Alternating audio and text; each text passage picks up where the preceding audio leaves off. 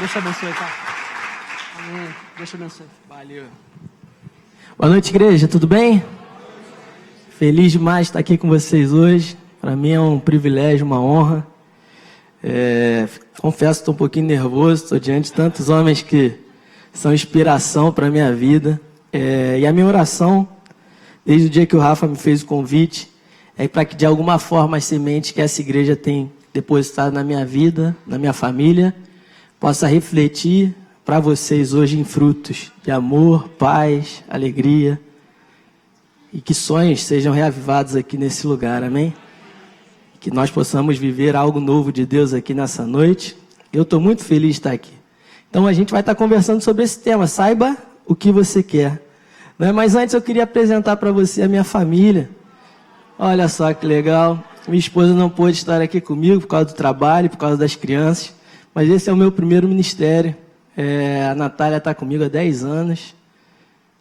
Vou errar, não, calma aí. 3 anos de namoro, foi 1 ano de noivado e são 6 anos de casado já.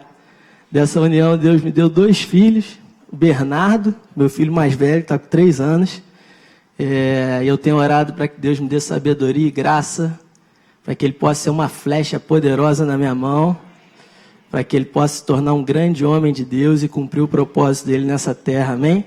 E o João Gabriel, que é meu filho mais novo, está com 1 ano e 5 meses, e a prova viva de que milagres acontecem, amém? Meu filho passou por uma situação difícil, ele nasceu com uma má formação no sistema urinário dele, e nesse primeiro ano de vida dele ele fez 4 cirurgias, mas eu pude ver a mão de Deus atuando em todas essas fases, e eu posso declarar para essa igreja com autoridade, e dizer que o nosso Deus continua sendo fiel ainda hoje. Meu filho hoje está curado, restaurado e pronto para ser um guerreiro poderoso nas mãos de Deus também. O nome dele significa fortaleza do Senhor. Alguns lugares se acha também enviado de Deus forte e cheio de graça. Eu creio que ele será também uma flecha poderosa para que o reino de Deus se estabeleça nessa terra. Amém? Então agora que você já conheceu a minha família, a gente pode voltar a falar daquilo que é o assunto que Deus colocou no meu coração para a gente conversar aqui hoje. Saiba o que você quer. Não sei se você já parou para pensar nisso, mas quando a gente é criança, às vezes alguém pergunta para a gente, e aí, cara, o que você vai ser quando crescer? Criança ali na fase de 8 anos, não é verdade? E aí a gente... É um absurdo esse tipo de pergunta, porque uma criança de 8 anos não tem muita ideia do que vai ser da vida dela, mas é natural que a gente faça a pergunta. E acho que até porque é engraçado as respostas que a gente escuta.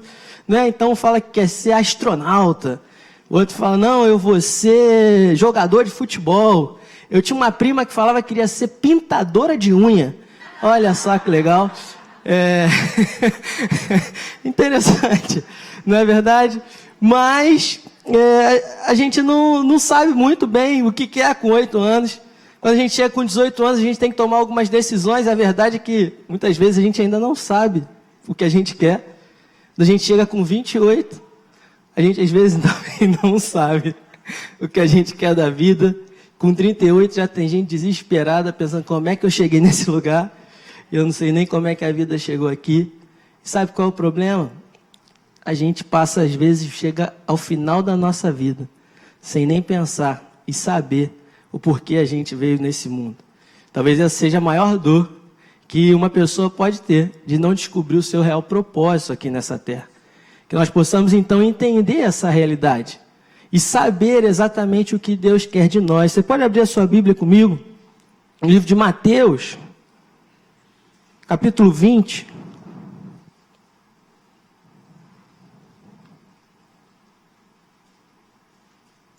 Mateus, capítulo 20.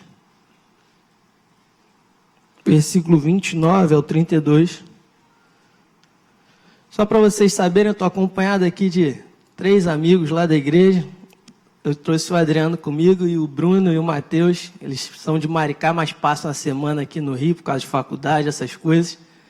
E eu tenho tido o privilégio de caminhar ao lado deles nessa jornada. Eles vieram aqui me dar uma força. Se a igreja começar a bater cabeça, eu falei para eles, dá uns aleluias aí, uns glórias a Deus. Animar o pregador. Então, eu estou aqui com esses amigos aí, o Adriano tem um privilégio caminhar com ele nessa jornada. E esses dois jovens, que eu tenho certeza que serão grandes homens de Deus, já têm sido. Deus tem um propósito lindo na vida deles. Eles sabem disso. Né? Então, se achou aí? Se achou, fala, achei. Quem não achou, fala, me espera. Amém. Todos acharam. Mateus capítulo 20, versículo 29 ao 32. A palavra de Deus fala assim: saindo eles de Jericó, uma grande multidão o acompanhava, e eis que dois cegos assentados à beira do caminho, tendo ouvido que Jesus passava, clamaram: Senhor, filho de Davi, tem compaixão de nós. Mas a multidão os repreendia para que se calassem. Eles, porém, gritavam cada vez mais: Senhor, filho de Davi, tem misericórdia de nós. Então, parando Jesus, chamou-os e perguntou: o que queres que eu te faça? Irmãos, muitas vezes Jesus faz essa pergunta para a gente. E essa pergunta, a princípio, ela parece até uma pergunta sem sentido. Afinal de contas, são dois cegos, estão ali caminhando em direção a Jesus, pedindo por misericórdia, pedindo por ajuda, um auxílio. E parece óbvio o que eles querem. Mas Jesus faz uma pergunta, não porque ele estivesse interessado em saber ou não a resposta, mas porque Jesus queria ouvir deles a declaração de fé, daquilo que eles criam e desejavam que Deus, que Jesus Cristo fizesse na vida deles. A gente precisa entender a importância da nossa declaração de fé. As nossas palavras, elas são o alicerce das coisas espirituais. Você aprende isso como fundamento da escola Atos. A gente precisa aprender que a nossa declaração de fé precisa acompanhar a nossa crença. Desde o início você aprende. Se você já fez a escola, eu fiquei durante 2 anos sentado aqui com a minha esposa, aprendendo e sendo ministrado por essas aulas, que a boca fala do que está cheio o coração, e o coração se enche daquilo que a boca fala. Então não adianta você sair daqui dizendo que crê, mas se as suas palavras não acompanham, a sua crença não funciona. Nós cremos naquilo que ouvimos, falamos daquilo que cremos e colhemos daquilo que falamos, amém? Você precisa entender que o universo ele foi criado a partir da palavra de Deus. Você precisa entender que antes de você enxergar uma realidade que já se manifestou no mundo espiritual, você precisa declarar em fé aquilo que você crê. Você crê nisso? Amém? O mundo espiritual, então, ele funciona pelo poder das nossas palavras. Por isso Jesus faz aquela pergunta para os cegos, esperando ouvir deles a resposta. E o que eles respondem? Nós queremos a nossa visão. Nós queremos voltar a ver. Hoje a pergunta que eu te faço é a mesma que Jesus fez para aqueles cegos. O que vocês querem que eu te faça? Muitas vezes a gente não recebe de Deus porque a gente não sabe pedir a Deus. Na verdade, tem gente que nem sabe o que quer. A vida está aí, o que vier está bom, Deus. O que chegar está valendo. Jesus te pergunta nessa noite, o que você quer que eu te faça? João capítulo 15, versículo 7, a palavra de Deus fala assim: se vocês permanecerem em mim e as minhas palavras permanecerem em vós, pedireis o que quiserdes e vos será feito. Jesus confia tanto no fato de que se nós estivermos nele, a nossa vontade será alinhada com a vontade dele, que ele diz o seguinte: olha só, se vocês estiverem em mim e as minhas palavras estiverem em vós, vocês podem pedir o que vocês quiserem. Tem gente que não entende esse primeiro trecho do versículo. Tem gente que está pedindo qualquer coisa para Deus, mas não entende que para ele conceder o que você quiser, você precisa estar nele. Sabe por quê? Quando você entrega o seu coração para ele, ele alinha a sua vontade, a vontade dele para a sua vida. A gente precisa entender que tudo começa com o nosso posicionamento de fé, a nossa permanência nele. Esse é o princípio da jornada cristã, irmãos. É nele que a gente encontra a direção e o futuro para a nossa vida. Se nós quisermos saber o que Deus quer, nós precisamos dar a ele o nosso coração. Se nós quisermos entender o propósito, o chamado de Deus para a nossa vida, não dá para eu ter partes escondidas dentro de mim, que eu não tenho coragem de permitir que Deus transforme. O Evangelho é um evangelho de transformação contínua. Quando eu estou nele, eu sou transformado. Você entende isso? A palavra de Deus me renova e me transforma diariamente. E quando eu estou nele, eu começo a entender qual é a vontade dele para mim, eu começo a querer aquilo que ele quer. Os valores do reino começam a ser parte de quem eu sou. A minha vontade se alinha com a vontade dele. E aí, irmãos, aí acabou para o inferno, você entende? Está acabado. Quando Deus tem o seu coração, você pode confiar nos seus desejos. Quando Deus ele tem o seu coração, você pode confiar naquilo que Ele está criando e formando dentro de você. Mas Ele precisa ter o seu coração, amém? Eu estou convencido de que muitos de nós estamos andando cegos, porque pedimos a Deus uma bengala, em vez de pedirmos a Ele a visão. Aqueles cegos podiam ter falado qualquer coisa para Jesus, você entende? O que vocês querem que eu te faça? Jesus, me dá um cão-guia, se é que existia um cão-guia naquela época. Jesus, me dá uma carruagem romana com um motorista de plantão 24 horas para eu poder ficar com eles me acompanhando, já que eu sou cego. Jesus, já que você é carpinteiro, faz uma bengala para mim. Eles podiam ter pedido qualquer coisa. Quem é você nessa história? Quando Jesus pergunta hoje, o que você quer que eu te faça? A verdade é que muitos de nós pedimos pouco a Deus, porque pensamos pequeno acerca dele. A gente meio que tenta proteger Deus, sabe?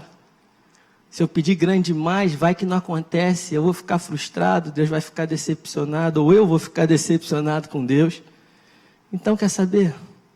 Deixa eu quietinho aqui na minha. O que vier, tá bom. O tá bom é inimigo do ótimo, você entende? É inimigo do melhor ainda, e sei lá do que mais. Tá bom não funciona no reino de Deus, irmão. Nosso rei é um reino, o reino em que nós estamos inseridos é um reino de excelência. E o Deus que nós servimos é um Deus grande. Se nós optarmos por ver uma vida pequena, não abriremos espaço para um grande Deus. Você entende isso? Se nós não tivermos coragem de entender a plenitude e a grandeza do Deus que nós servimos, nós ficaremos limitados. Vez após vez na Bíblia, Deus chama homens e mulheres que se têm baixa conta para que eles possam realizar grandes coisas. Sabe por quê? Porque o que Deus realiza não tem a ver com quem eu sou, com os meus méritos, com os meus diplomas, com o meu intelecto. Tem a ver com a graça, a unção de Deus fluindo através da minha vida. Você entende isso? Por isso que tudo que Deus precisa é de um coração disponível. Quando você for até Deus, então, vá grande. Ore grande, sonhe grande, peça grande, viva grande, porque o Deus que você serve é um Deus grande, você entende isso? Esse é o Deus que nós servimos. A verdade é que você nunca viverá tão grande a ponto de ser grande demais para Deus. Esse é o tamanho do Deus que a gente serve. Qual é o lugar que tem limitado a tua visão? Ouse fazer orações do tamanho do Deus que você serve. Talvez você esteja orando, Senhor, eu quero que o Senhor transforme meu filho, traz ele de volta para os teus caminhos. Amém, é uma oração legal, mas eu creio que uma oração do tamanho de Deus é, Senhor, salva o meu filho, mas que ele seja um instrumento poderoso nas tuas mãos. Que através da vida dele o seu reino seja estabelecido e outras pessoas conheçam o teu nome. Eu quero que ele seja um instrumento poderoso para a tua glória, amém? Essa é uma oração do tamanho de Deus. Senhor, me ajuda a pagar minhas contas e para eu fechar o final do mês no azul. Chega de fechar no vermelho. Isso é uma oração, amém? É legal, a gente tem que pagar nossas contas. Mas uma oração do tamanho de Deus é: Jesus, me ajuda, Senhor, a ter sabedoria para administrar as minhas finanças. Me ajuda, Senhor, a conquistar e conquistar mais recursos para que eu possa não somente pagar as minhas contas, mas que eu possa ser um semeador do teu reino.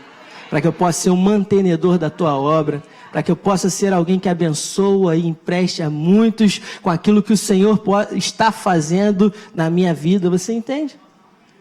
Ouse fazer orações do tamanho do Deus que você serve. Se você não sabe o que você quer, você terá o que você não quer. Você entende isso? Se você não sabe quem você quer se tornar, você se tornará alguém que você nunca quis ser. Se você não sabe que vida você quer viver, você vai viver uma vida que outra pessoa quer que você viva.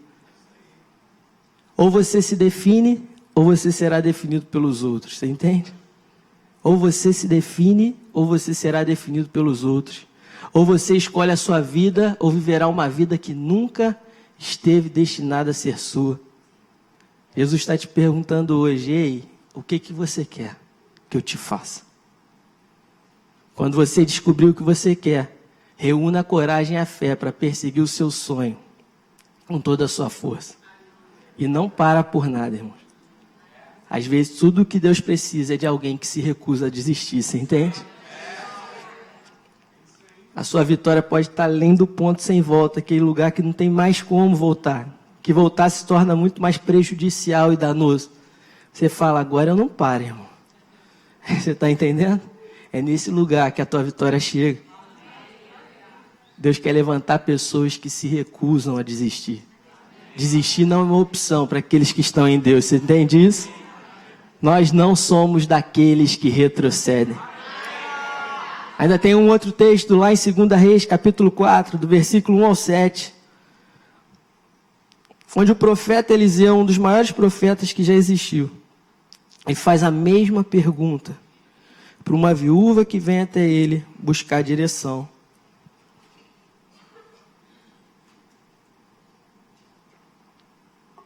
Em 2 Reis, capítulo 4, versículo 1 ao versículo 7. Quem achou, fala: achei. Quem não achou, fala: me espera. Deus abençoe então. Vem comigo. 2 Reis, capítulo 4, versículo 1. Certa mulher das mulheres dos discípulos dos profetas clamou a Eliseu dizendo: meu marido, teu servo, morreu. E tu sabes que ele temia ao Senhor. É chegado o credor para levar os meus 2 filhos para lhe serem escravos. E Eliseu lhe perguntou: o que hei de fazer? Como eu posso ajudá-lo? O que queres que eu te faça? Você entende que esse texto dá para a gente uma perspectiva da maneira como Deus trabalha? Porque Deus nunca te mostra o todo, Ele te mostra o próximo passo. E aí Eliseu começa já, logo depois de fazer a pergunta, ele já começa a dar uma direção para aquela mulher. Mulher que estava completamente sem expectativa, frustrada com Deus, você entende? Ela vira para Eliseu e fala: Eliseu, meu marido, ele serviu do teu lado. Ele caminhou contigo. Ele morreu e agora eu estou aqui sem nada. Eu não tenho dinheiro para pagar minhas dívidas, estão prestes a levar o meu filho como escravo. Ela estava frustrada com tudo, com a vida, com Deus. Você consegue entender e imaginar a posição dessa mulher? De um homem que aparentemente caminhava com os profetas, servia a Deus. Você já esteve frustrado com Deus em algum momento da sua jornada? Você falou: Deus, por que isso?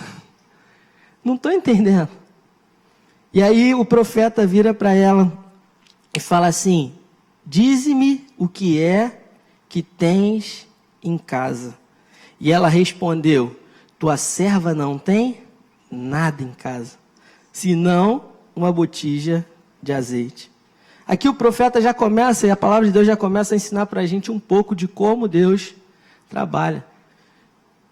O profeta, ele não aponta totalmente a resposta, mas ele fala: me diz então o que você tem em casa. E ela descreve muito mais do que a condição financeira do momento que ela vê. Ela descreve a condição da sua alma: eu não tenho nada, eu não tenho perspectiva de nada, meu futuro acabou, só tem uma botija de azeite. E aí, irmãos, a gente surpreende, porque Deus pode fazer grandes coisas quando a gente coloca a nossa fé em ação, amém? O profeta vira para ela e fala assim: então disse ele: vai, pede emprestadas vasilhas a todos os seus vizinhos, vasilhas vazias, não poucas. Ele já dá uma direção, ele não está falando o que ele vai fazer, mas ele já está dando um sinal, tipo: se prepara, não traz pouca não. Entende que o que Deus vai fazer é muito mais do que você pode sonhar, pensar ou imaginar. Você precisa ouvir a voz de Deus, a voz do profeta e obedecer.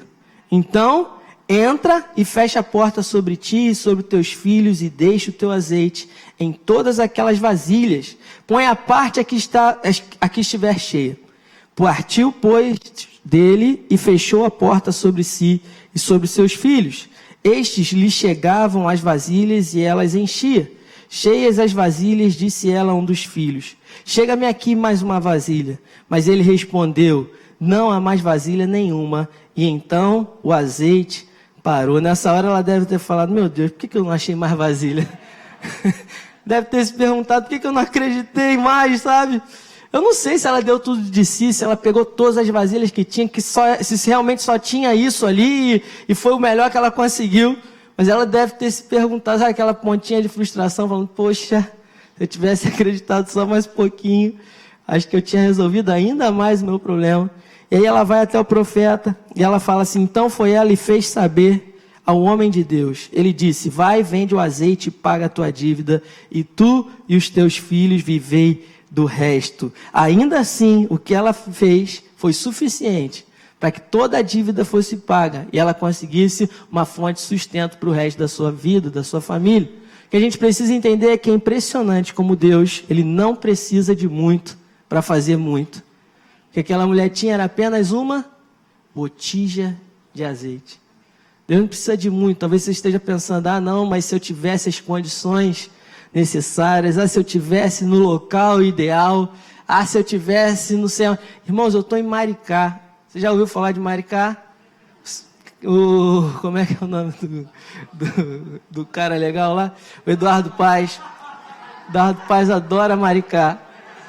Fez a nossa cidade ficar super conhecida. Uma vez a minha irmã foi num congresso em Belo Horizonte, aí foi apresentada a um rapaz lá, falou, você é de onde? Maricá. Cidade do Eduardo Paes, olha só que legal. Né? Olha que beleza. Acaso pode sair alguma coisa boa de Maricá? Amém? Eu estou aqui, irmãos. Pela misericórdia de Deus. Você entende? Não é de onde você sai, onde você mora. Deus pode fazer grandes coisas através daquele que aprende a depender e confiar dele. Deus não precisa de uma família abastar, Deus não precisa de um histórico, né, de descendências e tal. Deus precisa de um coração sincero, disposto a obedecer a Deus.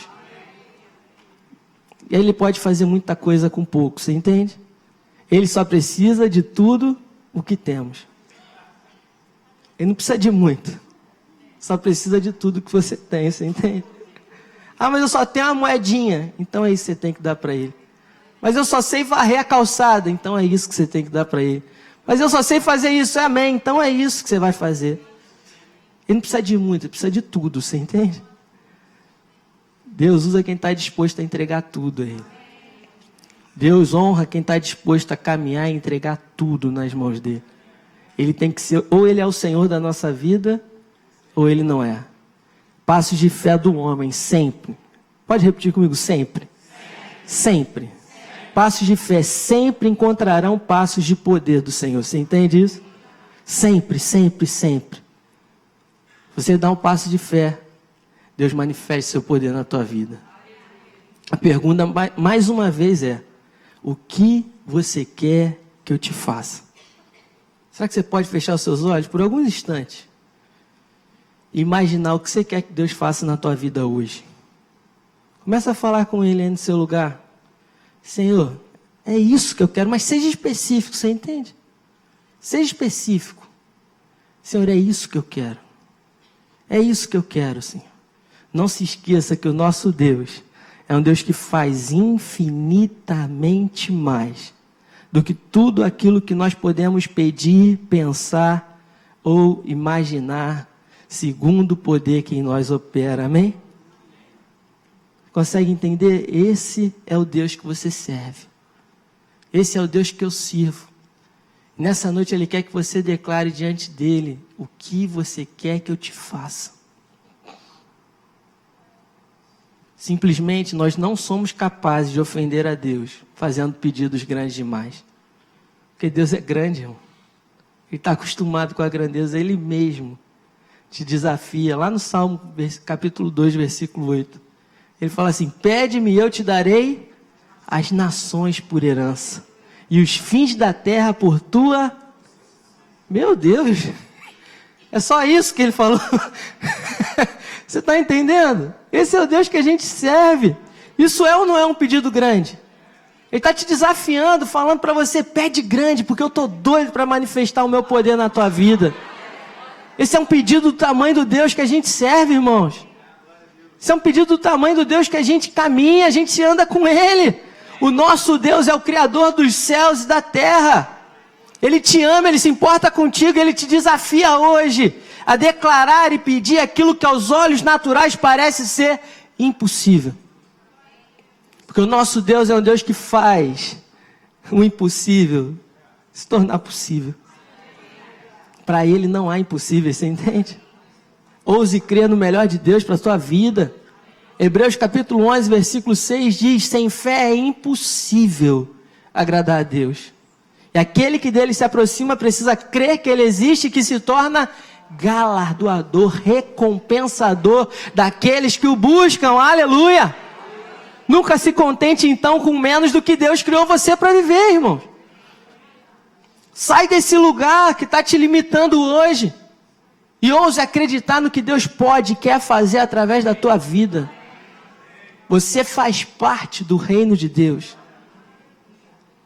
E há um chamado para que você seja relevante nessa terra, com aquilo que Deus tem confiado na tua mão.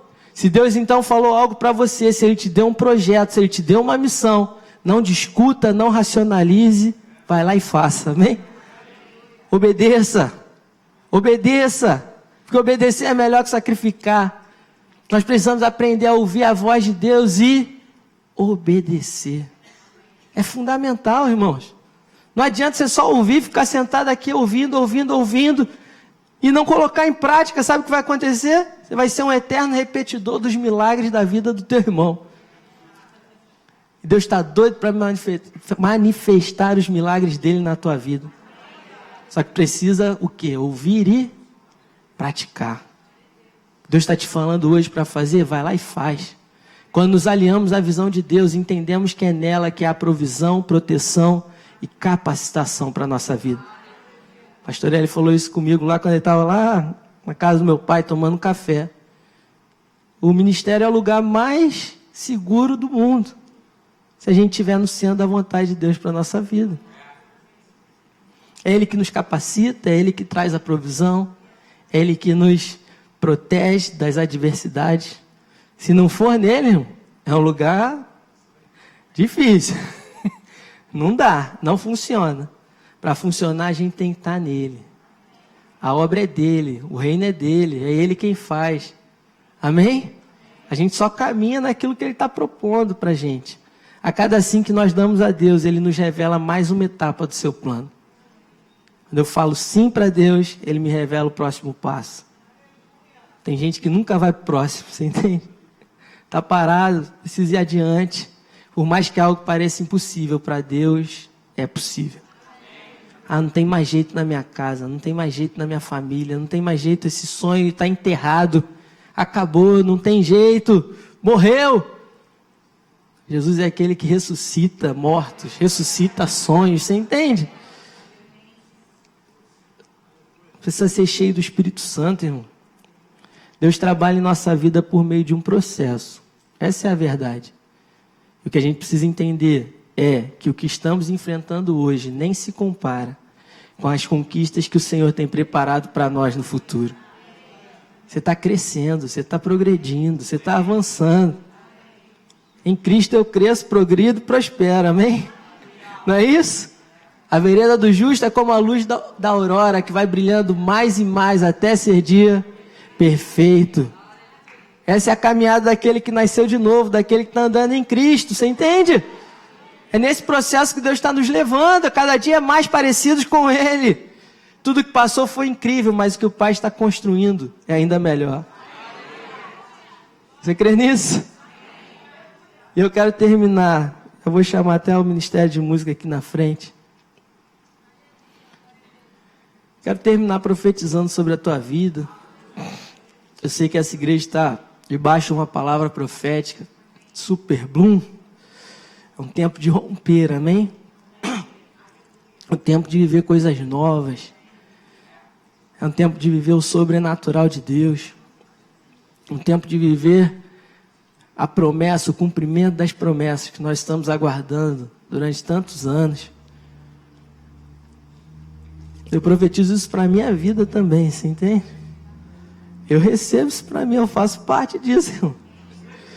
Eu estava aqui quando a Lana Vasco falou 2 vezes. Primeiro foi de manhã, depois foi no outro culto aqui, que eu vim para aula, ela... Falei, eu pego isso aí, irmão. Isso aí vai lá para Maricá também, tô levando a bagagem. Já tá lá, né, irmão? Tô aqui com eles aqui, ó. Irmãos, Deus está fazendo grandes coisas. Deus está fazendo grandes coisas. Você precisa aprender e entender. Começar a orar assim, ó, não me deixa de fora não, você entende? Eu quero fazer parte. Se os teus olhos forem bons, todo o teu corpo terá luz. Se você só está olhando para as trevas, que grandes trevas serão. Você precisa aprender a olhar para Jesus, amém? Quando eu estava saindo daqui do curso, aí o pessoal que vem comigo falou, tá animado, Júnior? Eu falei, lógico, porque eu não estaria. O meu pai é o criador dos céus e da terra. Ele está sustentando a minha vida. Ele está cuidando de mim. O meu futuro está garantido nas mãos dele. Você entende? Por que eu não estaria animado? Você entende? O apóstolo Paulo ele falou assim, se os nossos olhos estiverem somente nas coisas dessa terra, nós somos os mais miseráveis de todos os homens. Para de olhar para baixo, está na hora de olhar para o alto. É nele que está a nossa esperança, você entende? É nele que está a nossa provisão, o nosso sustento. É para cima que se olha, irmãos. É para frente que se anda. Que ficou, ficou. O que passou, passou. Deus tem algo novo. E deixa eu te falar uma coisa, o novo de Deus, ele sempre se renova, você entende? Qual é o segredo então? É ter um coração disposto a aprender sempre. A hora que você fecha seu coração para aprender, você perde o que Deus está fazendo hoje. Porque o que era novo hoje, amanhã já não é novo. Já dizia o Chaves.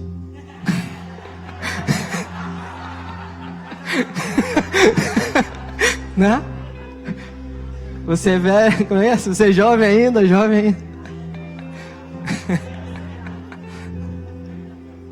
Desculpa.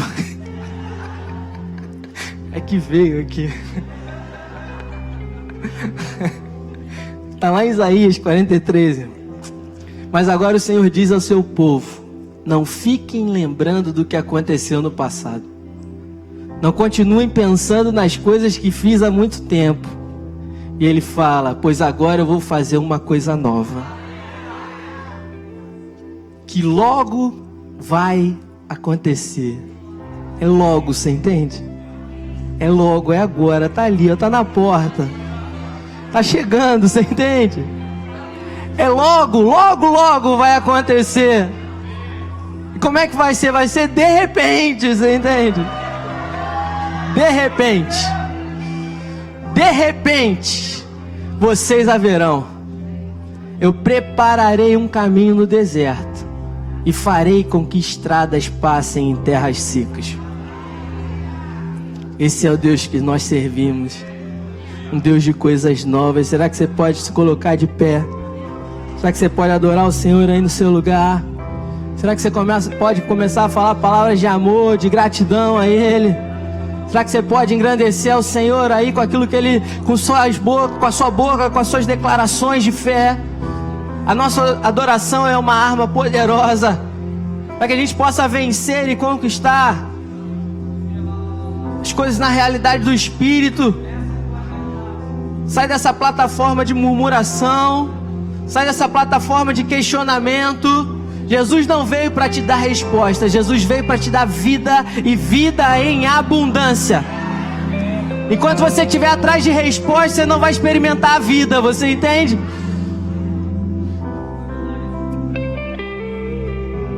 Eu quero a vida de Deus. Eu quero ser cheio da vida de Deus. Eu quero confiar e entender que Ele tem o melhor para mim. Eu entendo que Ele continua fazendo milagres ainda hoje. Ele continua abrindo portas, fechando portas. E não são as circunstâncias que determinam a minha vida, a minha fé. Porque eu não vivo por aquilo que eu sinto, eu vivo por aquilo que eu creio. Eu vivo por aquilo que eu creio, e eu creio que o meu Redentor vive e que Ele se levantará em meu favor, aleluia. Graças te damos, Senhor, porque o Senhor sempre nos ouve. Graças te damos, Senhor, porque o Senhor nunca nos deixa sozinhos. Graças te damos porque o Senhor é um Deus que nos incentiva e nos encoraja a ir além das nossas possibilidades, a ir além das nossas limitações e a viver e a romper em direção àquilo que o Senhor tem sonhado e planejado para a nossa vida hoje. Tem algo novo de Deus preparado para mim e para você, amém? Tem algo novo de Deus preparado para minha casa, para sua casa. Tem algo novo de Deus preparado para essa igreja. Tem algo novo de Deus. Tem algo novo de Deus, aleluia. Senhor, nós te agradecemos, Pai. Te agradecemos, Senhor, por esse privilégio de nos reunirmos hoje como igreja para adorar e exaltar o Seu nome, para sermos ministrados em graça, em fé, Senhor, para que pudéssemos sair daqui renovados, Senhor, com a nossa mentalidade renovada, protegida das informações desse mundo que nos afastam de Ti. Queremos ser cheios daquilo que o Senhor tem para nós. Queremos ser cheios das verdades vindas do alto para nós.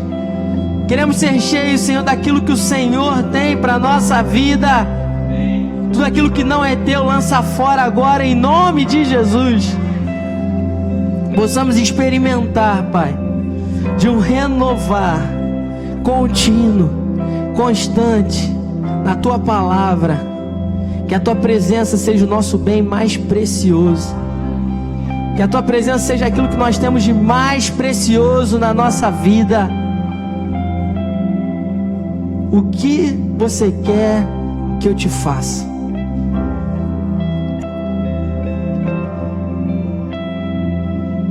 Eu estou esperando a tua declaração. O que você quer que eu te faça?